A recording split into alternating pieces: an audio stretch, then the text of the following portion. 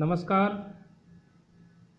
मैं संजय कुमार, सहायक आचार्य रसायन शास्त्र, SNKP राजकीय महाविद्यालय नीमका थाना।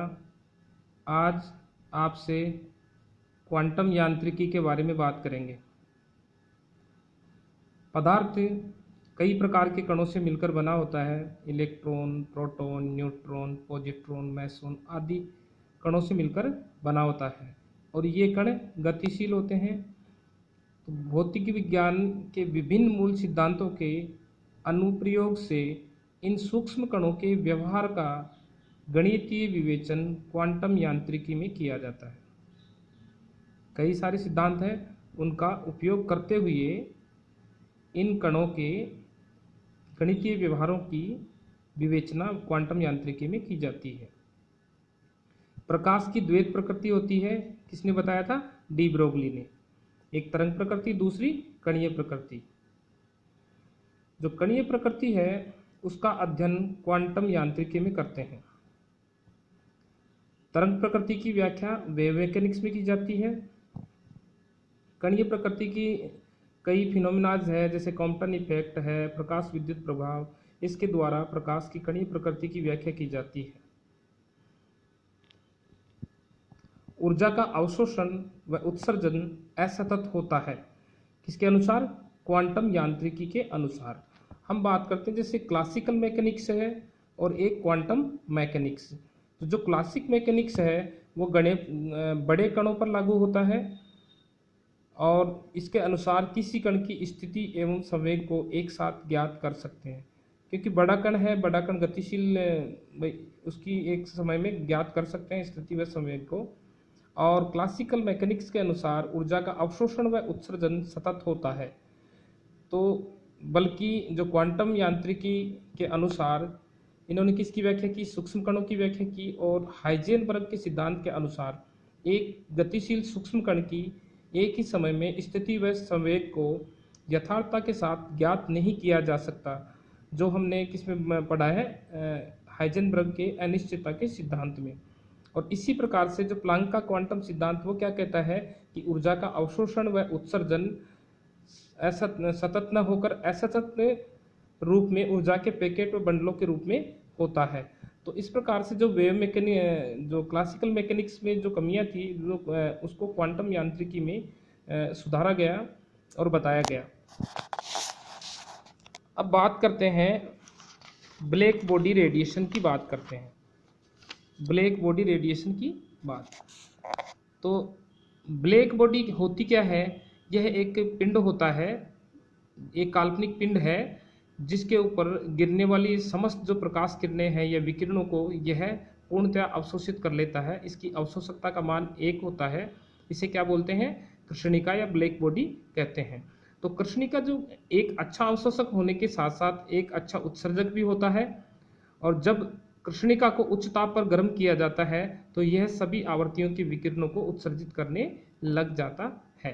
तो ये जो ब्लैक बॉडी की बात की, यहाँ से जो इंसिडेंट लाइट है ये आई और अंदर ये क्या होता है, अंदर जो इसको ब्लैक कर देते हैं काजल के द्वारा, और ये जो लाइट है इसी में ट्रैप होके रह जाती है टकरा के, और बाहर कभी भी बाहर निकल नहीं पाती। जैसे ब्लैक होल है अंतरिक्ष में, उसमें कोई ग्रह जाने के बाद में वापस नहीं आता, या कोई भी बड़ा पिंड है जो वहाँ जाने के बाद में वापस लौटता नहीं, उसमें समा जाता है। यहाँ पर जो एक प्रयोग किया गया ऊर्जा घनत्व व लैम्ब्डा के मध्य में अलग अलग ताप पे किया गया। तो जो उच्च ताप पर है लैम्ब्डा मैक्स का मान क्या है? कम है। जैसे जैसे ताप बढ़ता है, ताप बढ़ने के साथ साथ लैम्ब्डा का मान क्या होता है? घटता जाता है।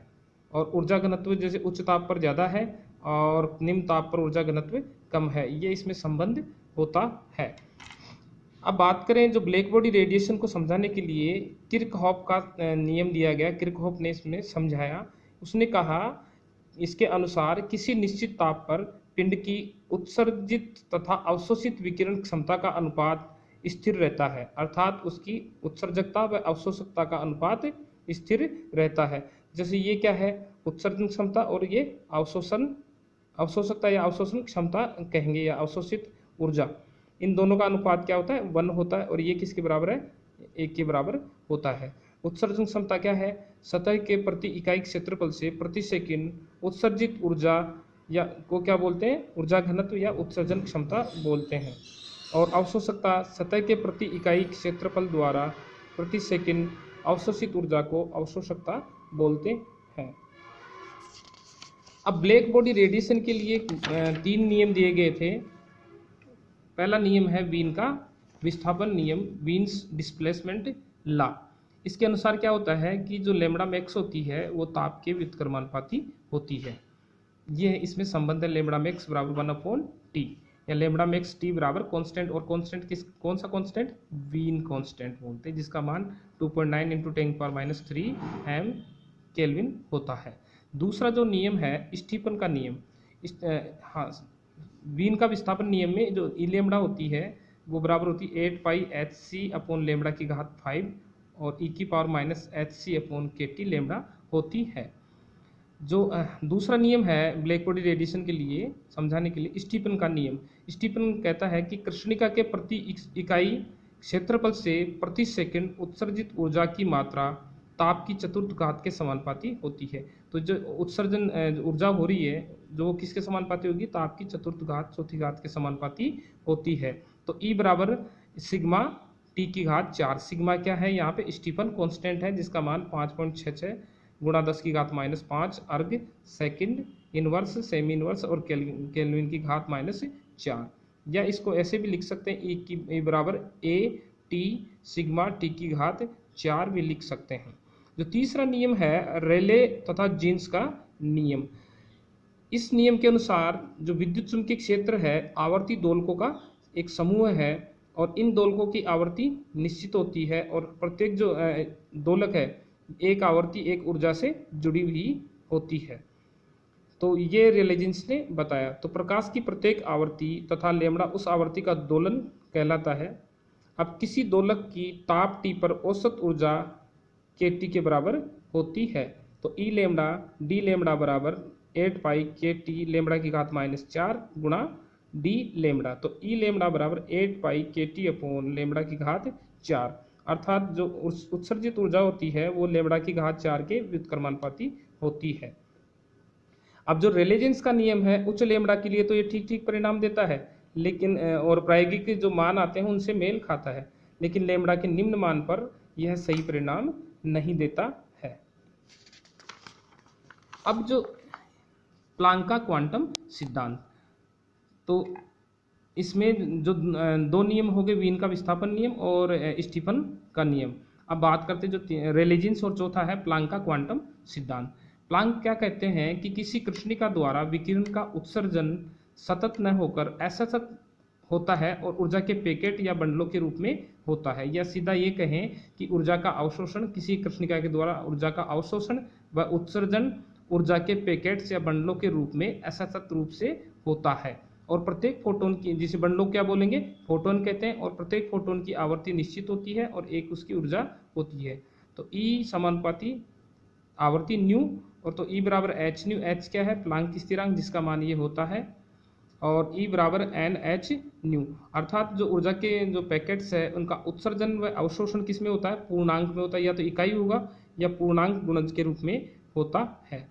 तो E लैम्बडा बराबर जो प्लांक का क्वांटम सिद्धांत उसके लिए 8πhc/λ5 और 1/e की घात hc/kT लैम्बडा -1, ये एक ऊर्जा में और लैम्बडा में इनमें संबंध होता है। तो उच्च ताप पर जो ये समीकरण है वो किसके रूप में लिख सकते हैं, इसको रेले जीन्स के रूप में लिख सकते हैं, क्योंकि उच्च ताप पे क्या होगा, उच्च लैम्बडा पर क्या होता है, इसका मान कम होता है, ये नीचे वाला जो पार्ट है इसका मान कम होगा, तो इसको इसके रूप में लिख सकते हैं। तो ये किस में बदल जाता है उस समय, उच्च लैम्बडा पर रेले जीन्स के नियम के रूप में लिख सकते हैं, और निम्न लैम्बडा पर यह किसके रूप में लिख सकते हैं, वीन के नियम में लिख सकते हैं, जो आपको यहाँ दिख रहा है। ई लैम्बडा और लैम्बडा के मध्य जब ग्राफ खींचते हैं तो देखो उच्च लैम्बडा पर तो ये कैसे रेले जीन्स की तरह नियम हो जाएगा, और जो मध्य में किसके, प्लांक, और जैसे कम लैम्बडा पर वीन के विस्थापन नियम के रूप में हो जाएगा। तो इस प्रकार से ब्लैक बॉडी जो रेडिएशन है उसको समझाने के लिए ये 4 सिद्धांत काम में लिए गए हैं। धन्यवाद।